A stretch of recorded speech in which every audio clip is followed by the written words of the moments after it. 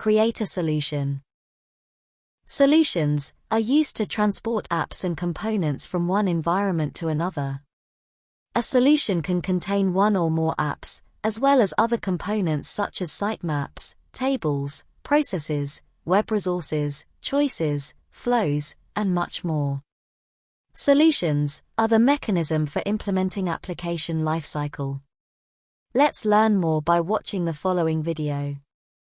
We start by selecting the solutions from the menu to the left of the screen. Now select New Solution from the menu at the top of the screen. We are now given 4 fields: display name, publisher and version. Display name, the name that is displayed in the list of solutions. Name, a unique name that is generated using the display name. You can edit this before you save the solution, but after you save the solution, you can't change it.